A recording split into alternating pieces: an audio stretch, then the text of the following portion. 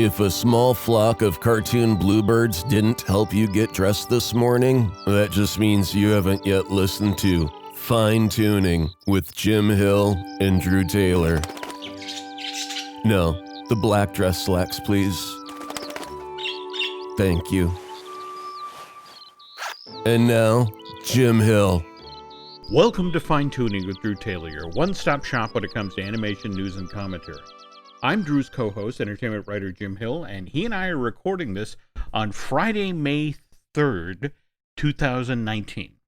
Tomorrow, Drew, the 4th, I know, Star Wars Day, but also it's the 19th anniversary of Steve Jobs persuading Brad Bird to come work for Pixar. Oh, I didn't know that. Yeah. And as you know, Brad Bird is a very close friend of mine now, after my Light the Fuse interview.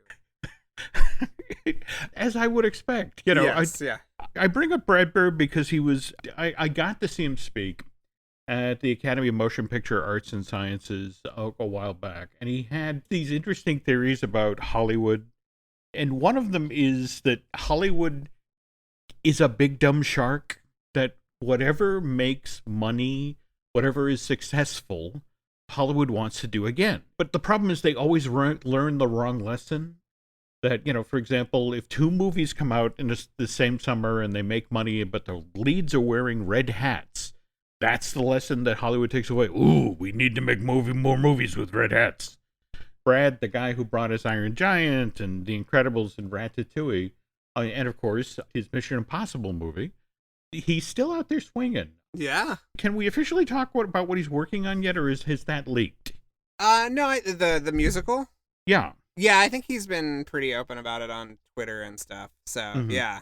I don't know we don't know what it is exactly, but yeah, it's at Columbia, I think. I mean, the last email I sent him, I got this very kind of dark email back that said, Brad Bird is no longer an employee at Pixar. And I was like, okay.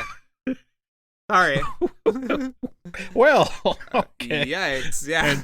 And please disregard the lump in the lawn. That had these two events are entirely disconnected. Yeah. Pivoting to an entirely different subject here. So think about it. Just last week, you and I are talking about Pokemon Detective Pikachu. You got to see it. Loved it for the most part. Pretty good reviews, too, this week. I don't know if you saw. I agree. Yeah. I mean, I know what you said about the last act and all that, but I still want to see this. And how many of the stories mentioned, like, hey, the video game curse is finally over? And it's like, not so fast, folks. Yeah. All right. Oh, my. Rewind. Yeah. Sonic the Hedgehog. Have you ever seen anything like this? I mean... No. The trailer or the reaction to the trailer? All right, let's start with the trailer. It drops on April 30th, and there are some huge effects companies behind this. I mean, Industrial Light and Magic, Digital Domain, Moving Picture Company, and of course, Blur Studios. Mm-hmm. Were you expecting that look?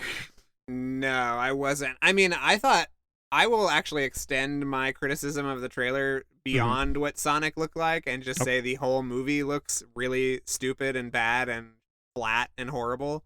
And I don't understand. What is the budget? I mean, this thing must be like, what, $75-80 million budget at least. And it looks like that? Yeah. Holy. And it's a lot of creative people, too. Should we talk about who's behind this thing? We first heard in June of 2014 there was a Sonic movie in development, but at this point, it's not at Paramount. It's over at Sony. But that's June of 2014, and it's, kind of bubbling along. And then February 12th, 2016, Deadpool comes out. It's directed by Tim Miller. Huge hit. And as happens, after you have a huge hit, you can pretty much write your own ticket out in LA. And so what does Tim do? He's previously worked with Jeff Fowler. And we're talking like 12 years earlier on a CG animated short called Go for Broke. Pretty cute short. You remember this short, right? Yeah. In fact, it was up for the award the same year as Lorenzo. I love Lorenzo. I do as well, but it wound up losing to Chris Landreth's film Ryan. But anyway, these guys had wanted to do something together for years, and here's Tim coming off of Deadpool, so he gets Sonic set up. But he's got Blur Studios set up to work on this thing. And the idea is that Chris will be the executive producer. Jeff will be directing. And there's a screenplay being written by Patrick Casey, Josh Miller, and Oren Uziel. But a year and a half goes by, and suddenly it's October 2017, and Sonic is now going over to Paramount. They've somehow acquired the rights from Sony, and who put the project into turnaround, and that's not necessarily a bad sign. No, not at all. It's just, these things happen. Yeah, but they view it as a go project. February of 2018, they announced it's going to be released in November of 2019. We start hearing them, talk about casting the thing. In May of that same year, Paul Rudd evidently came into the conversation, but I guess in the end they cast James Marsden as sort of the human lead of the project. How many movies has he been in where he's just like starring next to some kind of anthropomorphic cartoon character? I was about to say, if you think about Hop, you think about Enchanted. Yeah. Don't get me wrong, it is a gift to be able to do that. No, that's true. It is a skill set, I think, that not every actor has. Oh no, I would like to see Jared Leto playing opposite a tiny bouncing, something or other. But yeah. Yeah, and then we get to June of 2018, and here's Jim Carrey announced. And initially, I thought when they said, okay, Jim Carrey is playing Dr. Robotnik, I thought, okay, so it's Jim Carrey doing an animation voice. It's like, no, It's live action Jim Carrey. Yeah. I just got to stop here for a moment. And so that part of the trailer, did that work for you? Or no, did it work for you? Jim, you're too funny for this. Well, no. You've told jokes professionally. You know that was not funny. I forget who I was just talking with about Jim Carrey, that they were looking to cast him. In fact, when they were doing the original casting for Toy Story, John Lasseter's first choice for Woody was Paul Newman. Oh, wow. And then, at that point, he's still being called Lunar Larry. Yes. Was Billy Crystal. Okay. And both of those guys turned it down. So they pivot to Hanks after they don't get Paul Newman. But the interim choice before they went to Tim Allen was Jim Carrey. Ooh. Yeah, he got the offer because remember in that 6-month window where he did The Mask and Ace Ventura, and it was like, oh my God, this guy is amazing, and so he'd be perfect for animation. Yeah. And so they bring him on board. They start shooting in July of 2018 up in Vancouver. They're shooting and they still don't have a voice for this title character. It isn't until August that they get Ben Schwartz on board. Probably best known for playing Jean Raphael on Parks and Rec. You and I, of course, know him from DuckTales as Dewey. And his third classic 80s character with a blue outfit. He's Donatello on the new Ninja Turtles, Rise of the Ninja Turtles, or whatever it's called.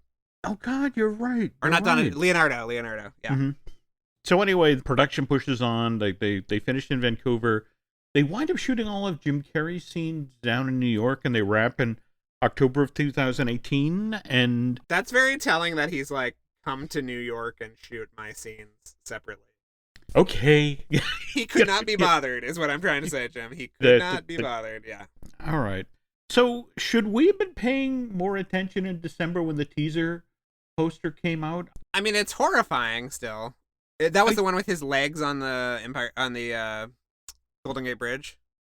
There was one where it was just his legs, and he was sitting on a bridge, and it was horrifying for sure. I feel like I should have noticed this, and I'm looking at it. I mean, it's blue. It's lit from behind. Yeah. Nothing set up that people are gonna have this sort of reaction to it. But again, trailer drops April 30th, and the production team, when they began working on Sonic, they wanted a realistic Sonic. They added fur and new running shoes, and they made the eyes separate and gave him a human-like physique. They supposedly used Seth MacFarlane's Ted, the two films, as a lot of reference to, this is how we want him to interact in a real-world setting. And they were more concerned about people would think that he was running around nude. So they spent a lot of time talking. For us, it was always about fur. We never considered anything different. That's how we were going to integrate him into the real world and make him a real creature. And even then, Miller had to admit that Sega was not entirely happy with Sonic, especially the eyes. And so, yeah, trailer drops, and 2 days later, here's Jeff Fowler Would you care to read the tweet? Oh, I'd love to. The message is loud and clear. You aren't happy with the design and you want changes. It's going to happen. Everyone at Paramount and Sega are fully committed to making this character the best he can be. Hashtag Sonic movie, hashtag gotta fix fast. And you know what the other funny hashtag related story about this was? What? Was that, well, first of all, the trailer on YouTube had like 3 times as many dislikes as likes. And then the other thing is that Pokemon Detective Pikachu was trending on Twitter because of the backlash to Sonic. People were saying how much better that looked. And I actually went out to lunch with a bunch of people from Warner Brothers the other day, and they were like, we could not believe it, that we were back in the conversation because this trailer was so terrible. Is that funny? Oh, wow. Yeah. So let's talk realistically here. This movie is, and so far, they seem to be sticking with their, what is it, November 8th, 2019 release. You know, yes. That's 6 months. 6 months? And we are only talking about one character, but we're talking about the character that carries the movie? Is it realistic that they can make changes? More to the point, why don't you talk about what you mentioned in... Oh, well, you know what? The thing was that the first time you really saw him, like, lit and everything, it was in a packet that was being sent out to licensees and marketing partners and stuff, which leads me to believe that right now in China, they are already making Happy Meal toys, action figures, bed sheets, all of that stuff that is going to have this version of Sonic. And you know what? It happens more frequently. I had a Kleenex box not that long ago that had the original design for Hey Hey on it from Moana. You know, when he was angry, and it was like, oh, this is what happens. Like, you don't finalize the design, but stuff still has to be made and put to market. So I feel like it's going to happen with this big time. I mean, can you think about how much stuff is being produced right now for this movie? And they're going to have to burn it off some way. I mean, do you remember when Good Dinosaur came out and they would do the toy sets and they'd actually include characters that had been designed for the earlier version of the movie? Considering I was an employee of Disney Consumer Products at the time, I have no idea what you're talking about, Jim. No idea. Okay. I remember asking people, like, who are these dinosaurs? And they were like, don't talk about it. What dinosaurs? Am I wrong to think that this is kind of like the whole snakes on a plane thing where they went back? The film had been completed, right? And then yeah, they it did was shot. Yeah, of five days of additional scenes just because of what, you know, the reaction online. That, you know, people were so excited, but they wanted campier, they wanted it more fun, and yeah, it still bombed, but they had input. Yeah, I mean, to a much bigger degree. But yeah, I mean, it is interesting the effect of social media on a movie that's already been shot. Like, that's crazy. And it's interesting because it's not some disgraced star that they have to replace or, you know, something like that. This is the main character in a family movie. And once again, I'm just going to say Bumblebee is seems to be the high watermark of you saw Bumblebee, right? Yeah. I thought it was great. Yeah, and in fact, did you see Travis? I guess is what is it? The $6 billion man? Is that the? Yeah. That sounds great. I'm just a little more concerned about Leica, but you know, because okay, good. More power to Travis. And speaking of having to change out disgraced actors, the news began to break about. I don't want to say poor Jim Cummings because this is a divorce case or this is a custody case that's going on right now, but Jim is in court right now battling with his ex-wife over the custody of his 2 daughters, and it's getting ugly, folks. There's a lot of tough stories coming out, and you want to find out the specifics, just Google Jim Cummings and custody case, but this can and probably will get problematic for Disney. I mean, Jim Cummings is the voice of Winnie the Pooh. He's the voice of Tigger. He's the voice of Pete, let alone, you know, Darkwing Duck. And You were just saying that you were writing on the brand new. Oh yeah, the Pirates of the Caribbean. Yeah, Yeah. There's a scene in the Pirates of the Caribbean where there's a scabrous pirate, and it's Jim Cummings going, "I need Captain Jack" or whatever. That's a terrible impression, but you get the idea. But the fact that he's permeated attractions as well. And remember when I did my little report from the 90s night, he had recorded a special Darkwing Duck intro for the fireworks show that was done that night. So he is everywhere. The one place he isn't right now, and it is kind of a surprise, is the DuckTales reboot, which, as the voice of Darkwing Duck, I kind of surprised they didn't bring him back, but it has been a long time between new episodes. So whatever happened to Della Duck dropped in the first week of March, so a lot of us waiting for them to get going again. And what are we supposed to make of this programming event that Disney Channel is doing? We've got 8 episodes of DuckTales dropping in 11 days. Yeah, I don't get it at all. And I'm sure we're going to have like 8 months without a single new episode afterwards. That's the part that's...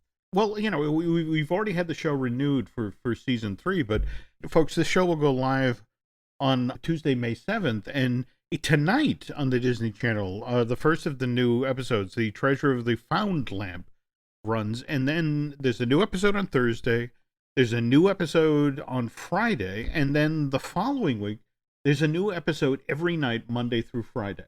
And I would mention the titles, but to be honest, they actually give away a lot of story. Well, do we think that The Treasure of the Found Lamp is in relation to the movie that came out in the early 90s?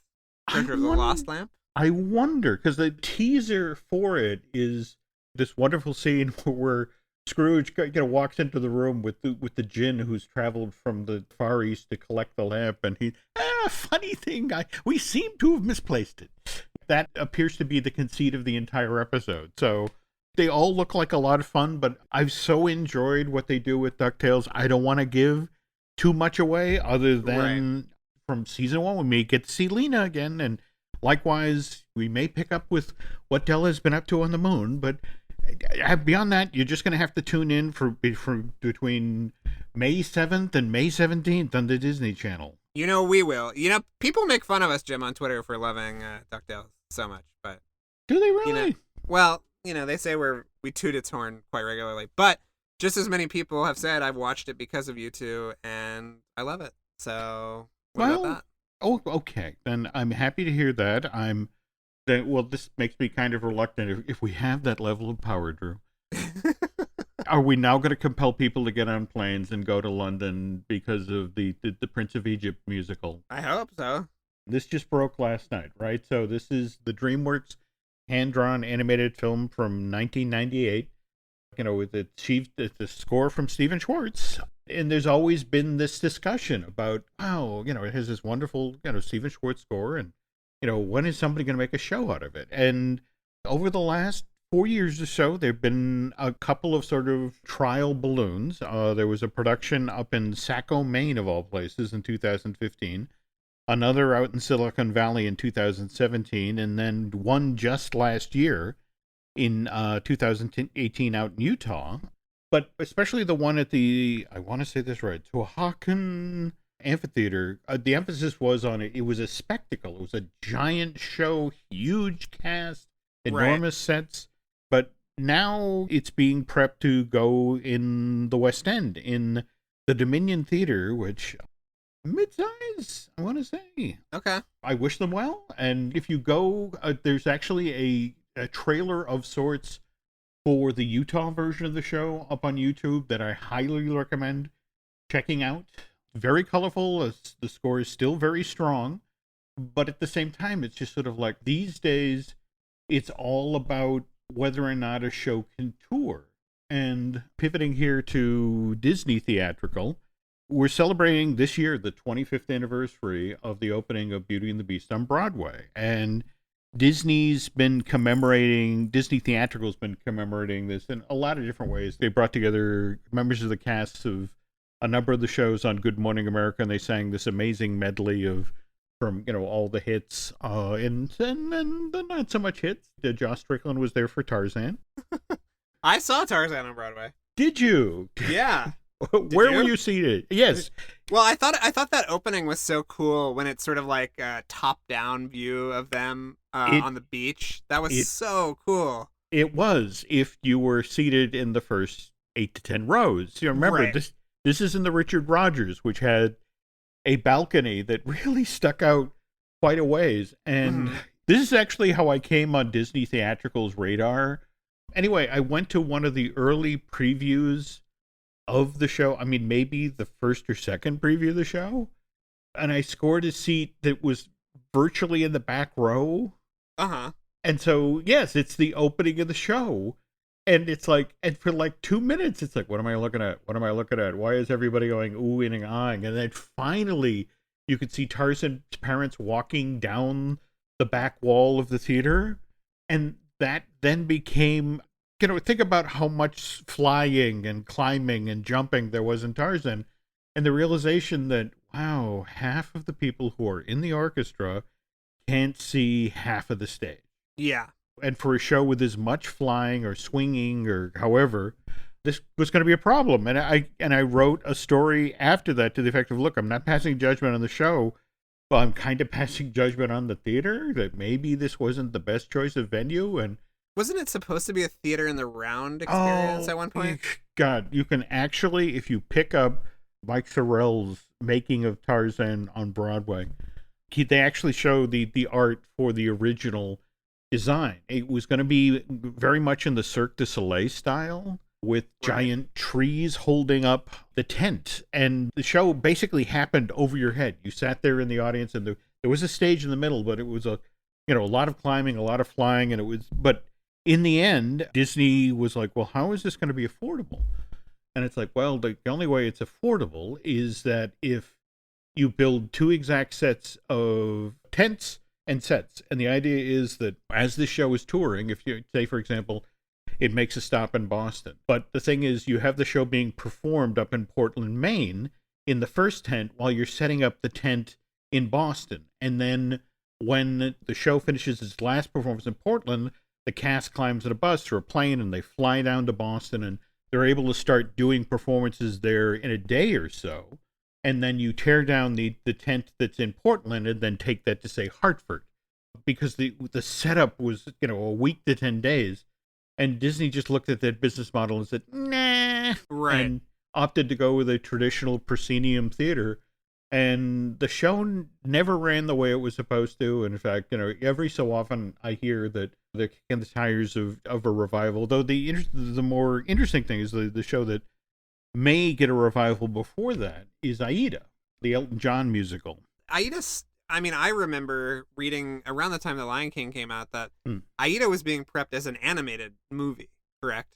My understanding with Aida was they did a lot of development on it, and in the end, well, why would we do this animated? Right. Where's the thing that makes this animated?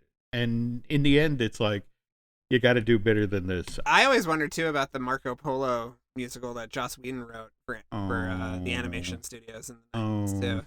You know as well as I do, the problem is that when they spend all that time developing something and then opt not to go forward with it, I mean, for example, that amazing version of Sinbad that Ted Elliott and Terry Rossio wrote. Right. And you read the treatment for that, and it's like, I would buy a ticket for that movie today. Yeah. It's the notion of, we spent all this money, we didn't make the movie, but we certainly don't want somebody to take parts of this out and make their own movie, and God help it be a success, because we didn't make it. So things end up buried in the vault forever. Mm-hmm. And it used to be, I remember talking with Don Hahn once about, for example, Frady Cat. And to Don's thinking, Ron and John, and he had created, this great Alfred Hitchcock movie with so many, but starring a cat, and Samuel L. Jackson is a parakeet, and there were just all these wonderful ideas. And he was hoping, he literally told me, he said, yeah, we're putting it on the shelf, but we're putting it on a really low shelf so we could get at it almost instantaneously and get that film up out of the ground if we had a management change. And I don't think what Don had anticipated was that when David Staten got chased out the door, he'd be replaced by John Lasseter, who really wasn't a big fan of, reviving other people's work. So I wonder now, especially with Jennifer calling the shots, I wonder if somebody could maybe, hey, have you looked at Frady Dig Cat? some of the stuff? Yeah. Yeah. It would be amazing. Anyway, just to quickly swing back to theatrical for a moment, but part of the 25th anniversary, Michael Riddell of the New York Post sat down with Tom Schumacher, the head of Disney Theatrical, and it was like, okay, you've done a lot of shows. What are the ones that you almost did? And he summed up right off the bat, Winnie the Pooh, only with the script being written by Edward Albee, like Who's Afraid of Virginia Woolf, Edward Albee? What? Seriously, it turns out Edward Albee was a huge fan of the A.A. Milne books, and they had the theatrical rights. Schumacher learned that Albee was a fan, and they evidently went out to lunch, and he said, Edward, if we gave you the rights, what would you do? And Albee spent the entire lunch describing this amazing show he'd do with Winnie the Pooh.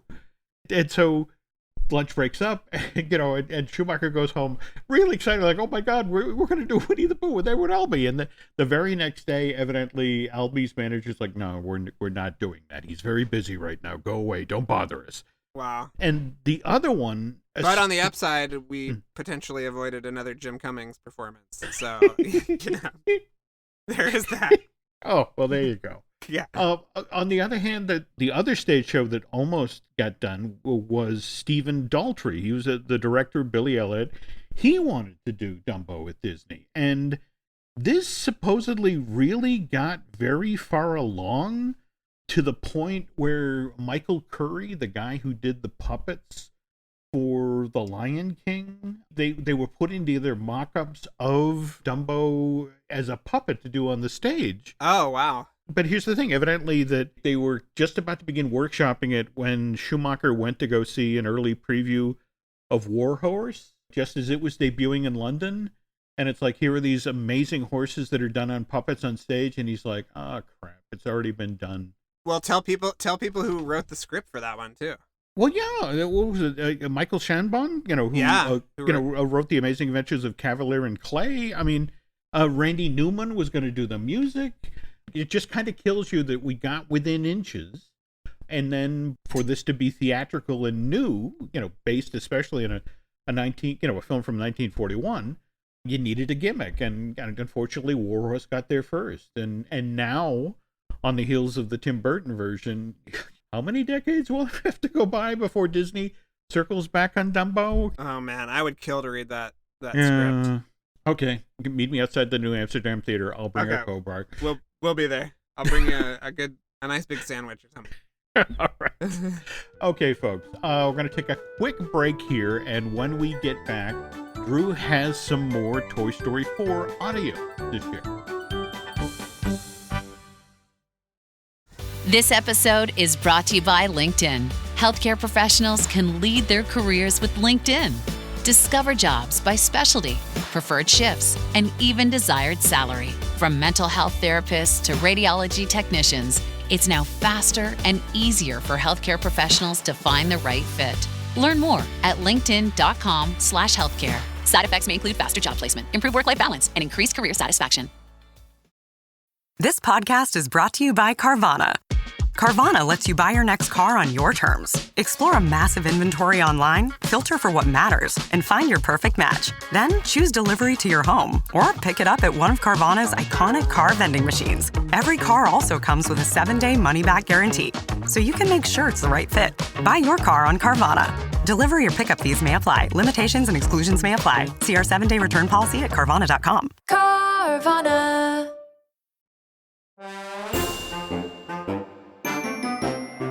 And we're back. So this is the first of many Toy Story audio that okay, I'm gonna share. But okay. I thought it was very interesting for our animation and Disney theme park fans. Oh, absolutely. I mean, but what do you want to start with? Do you want to start with Josh, or this interview is an interview with Josh, and then he's with his two producers, Jonas Rivera and Mark Nielsen, and we talk about how time works in the Toy Story universe now, because I was wondering, the original 3 movies, the time is pretty, it's not exactly the same amount of years don't go by as they do in the movies, but it's pretty close. Yep. And it seems like no time has really passed since 3. So we talk about that. We talk about where Totoro is. We talk about Tinny, the toy from Tin Toy. And we also talk about whose idea it was to put Figment, the dragon from the Imagination Pavilion, into Toy Story 4.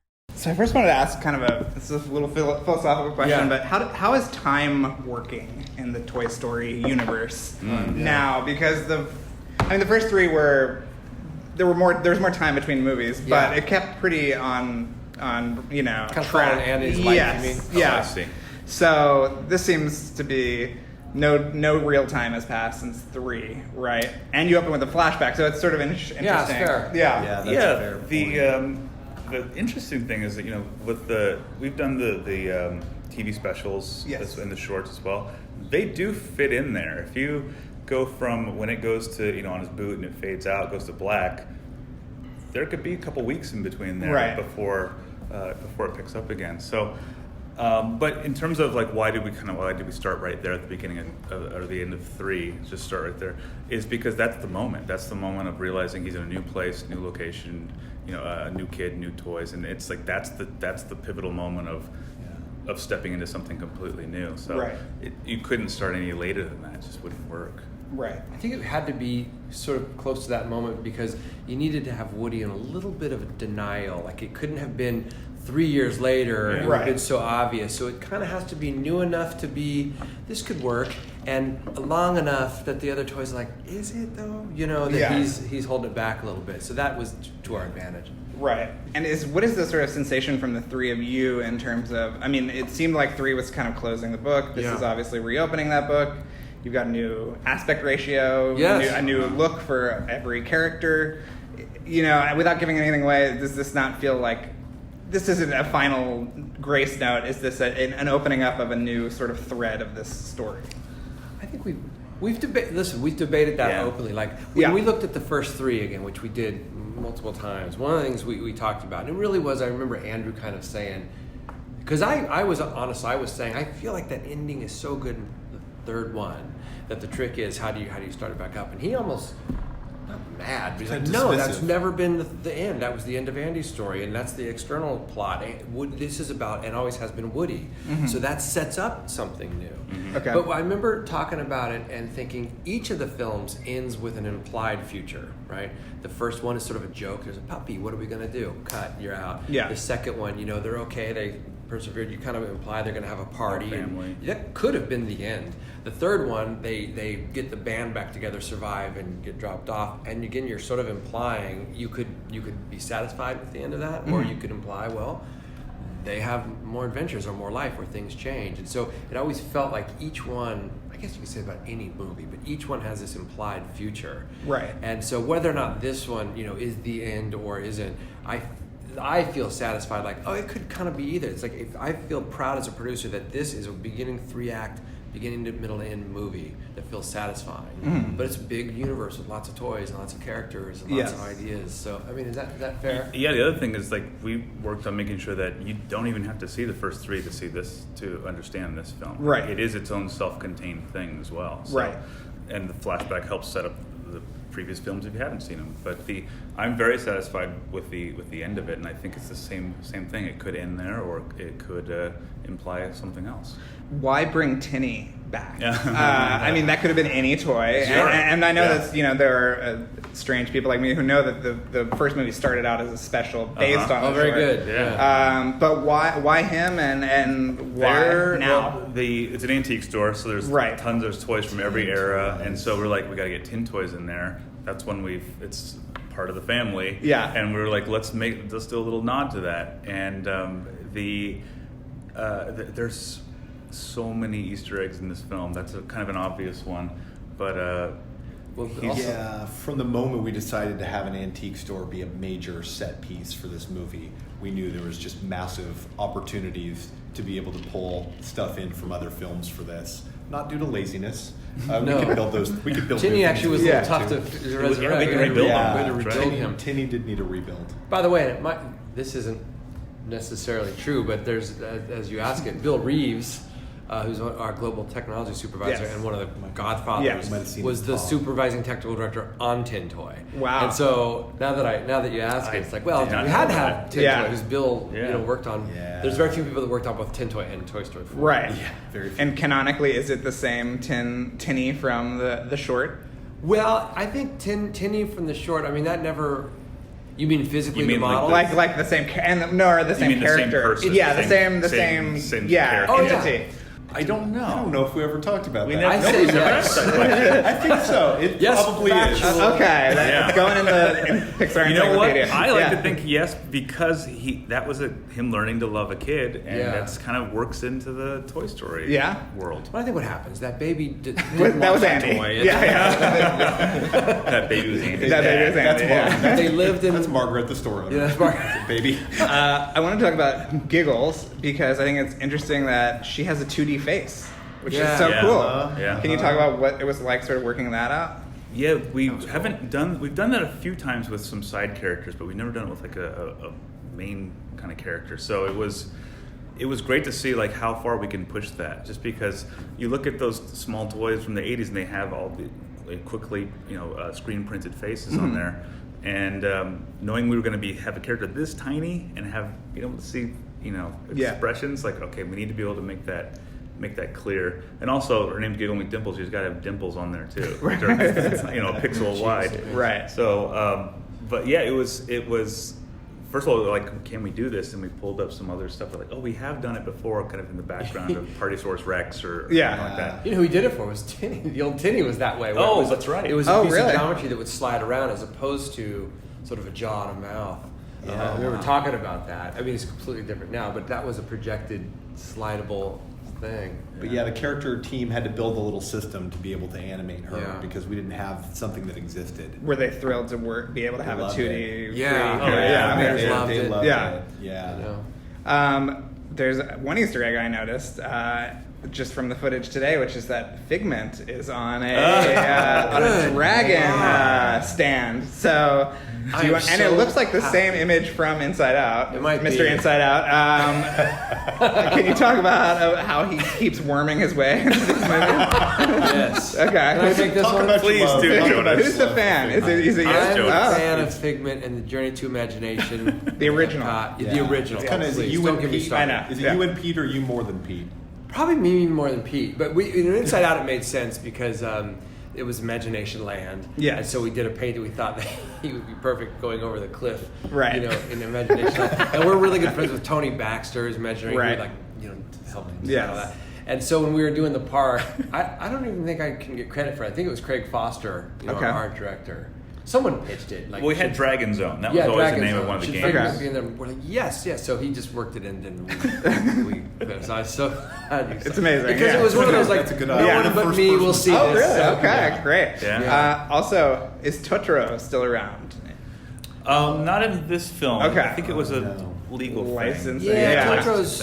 He's pretty protected, as you would imagine, and we want to respect that. And we would have been able to do it, but with so many characters... We just thought, let's not. There wasn't a really great reason to do it, and it would have been a little bit of a hassle. So we didn't go that way. This is my last question, but are the dummies at all inspired by the Twilight Zone? Yes. Okay. Twilight Zone, and also the dummy that I had as a kid. Okay. I wanted one so badly. My parents finally got me one for my birthday. His name was Willie Talk. A genius. And he did. Yeah. Because with my ventriloquism skills. Yes. And I would chase my younger brother around the house with him and terrify my brother. And then one day he attacked it with a pair of scissors in the eyeball. Funk. And that kind of destroys the illusion of life. Yeah. Well, thank you so much, guys. It was such a thrill to get to chat with you. We'll talk at the actual junket. There's a wonderful interview that Josh just did. And he was talking about the whole notion of bringing Bo on the canvas. And especially we wanted with this film that if you were ever to sit Woody down and ask him what the most important day of his life was, it would be the day that Bo came back into his life. Right. And geez, talk about pressure, delivering on that idea for the story. And especially when you consider how many different iterations of this film they went through before they finally, found their way into this material. We've heard Annie Potts talk about how 70% of her dialogue was thrown out and that she had to re-record. I mean, I'll be very interested to see what the story of this movie is. In 10 years, we'll get the real story about what happened. Oh, no doubt. No doubt. The footage that I saw at Pixar and talking with these guys, I'm feeling very confident that this is something really interesting. And to the point about Bo, throughout the whole press day, which I can now sort of openly talk about, they kept reiterating, that they had a lot of freedom to redesign Bo because she hasn't been seen in a movie in 20 years. She hasn't been in a movie since 1999. So they really pushed her and exaggerated her, and it's a really amazing looking movie. And I can't wait to see the rest of it, the other hour that I didn't see. We'll keep the content coming out of the Toy Story long lead day for everybody. But I hope you enjoyed that audio. Always enjoy you making them jump through their hoops. But did anybody bring up the fact, face it, the way the entertainment world works, we're 2-3 years out from Toy Story 4 airing on Freeform on some Saturday where, they'll start at 9 o'clock in the morning with the original Toy Story from 1995 and then Toy Story 2, Toy Story 3, Toy Story 4. Yeah. And is there any, did they express any concern about, the notion of when you drop Bo from 95 or 99 alongside Bo of 2019, that it's like, she's had a lot of work done? Did you... No, they actually supplied us with an image that was a picture of Bo from 1995 versus the picture of Bo now. So, I mean, they're very proud of the technological work that went into it. They're, I think, happy with the story. I think it's mostly for nerds like you and I who will notice that this is a different rigging system on this character or whatever, a different lighting scenario. But what I like about it is the movies, they kind of become more mature looking as they go on, even if the story isn't that much deep. I mean, I think they're always very impressively sort of deep. But yeah, this one is definitely the most kind of like muscular looking movie of all of them. I think I talked about it before that it's the first widescreen Toy Story, so it really looks like a movie. Yep. Which is good too because, after Toy Story 3, there were the 3 shorts, and the 2 TV specials, which were very TV. And I know you and I both love all of those all those things. Yeah. But it's nice to say it like okay, here it is. It's a movie again. It's widescreen. It's big. It's it's kind of a cool kind of mission statement in that regard.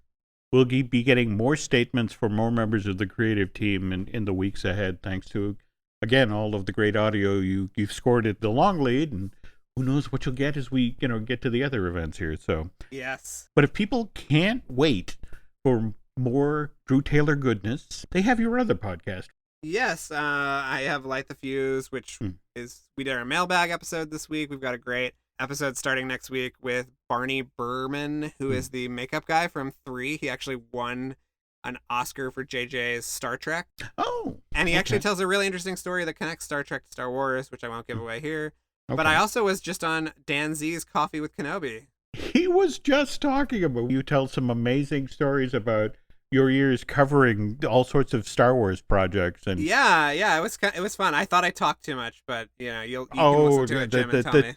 There is no such thing. That's half the reason you and I bonded, is that neither of us can shut up. That's true. That's very true. And speaking of not being able to shut up, you had mentioned the Too Many podcasts that I do. We have Disney Dish with Len Testa. We have the one you just mentioned, Looking at Lucasfilm with Dan Z. In addition to Marvelous Disney, which I do with Aaron Adams. We also have I Want That with Michelle Valladolid. That's my favorite therapy session of the week. Yeah. How do we talk to each other civilly and also bring up Zoom Zooms? It's an amazing experiment, Jim. And the hours of therapy afterwards certainly help. And finally, Universal Joint with Dustin Fuse. Drew and I will be back with another episode of Fine Tuning next week. But till then, thanks for listening. Be sure to tune in again for another fine episode of Fine Tuning with Jim Hill and Drew Taylor.